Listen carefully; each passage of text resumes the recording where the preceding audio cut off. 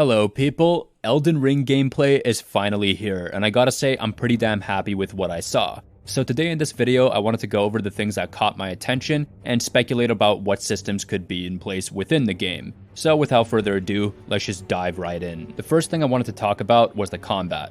It seems like there's a lot of options for combat and ways to take down your opponent, with things like being able to summon allies and all these different spells and weapon arts. And there's also the addition of mounted combat, which is quite different to see. And I gotta say, the mount looks really fun to control. It just looks really quick and smooth. But anyways, with the addition of so many types of weapon arts and spells, it makes me wonder if they're gonna rework the magic system or FP system. I'm really curious to see what they have in place. The things that really caught my eye is how you were able to break enemy stances, as well as how the player was blocking with their sword. Now, being able to break stances is a staple of Sekiro, but it actually already existed in Dark Souls 3.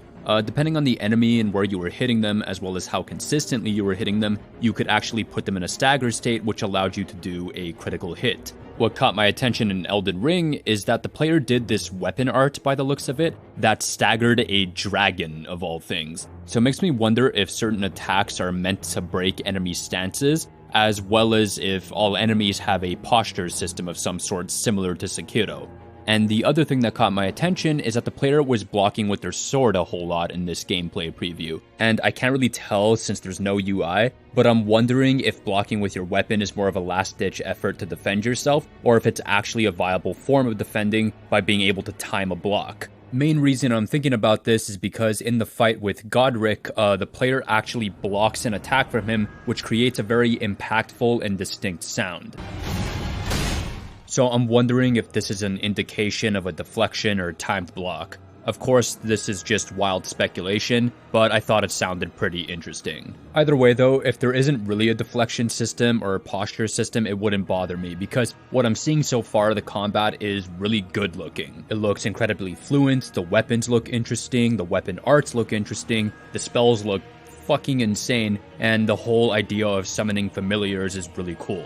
Something else I wanted to cover was the world and exploration. Now, the world map looks pretty damn large. Now, I don't need a game to be large in scale to be interesting, I need a game to be large in content. And From Software does a good job of taking locations, condensing them, or packing them with details and interconnectivity to make them feel engaging. So I wonder how they're going to accomplish that in an open world title. But from what I've seen, I'm already really interested because they showed off this catacombs area, and apparently you'll find things like mines, caves, and so on. So I'm really interested in crawling around these dungeons. They also showed other discoveries like enemy camps that you can loot, but I'd say I'm mostly excited about dungeon crawling. The exploration looks really interesting too. They actually showed off a world map and you can put like markers on them or beacons that show up in the world for you to move towards, which feels a lot more natural. Although from the leaked gameplay that we saw a while ago, there was actually a compass at the top of the screen, so maybe you can turn on or off certain UI elements.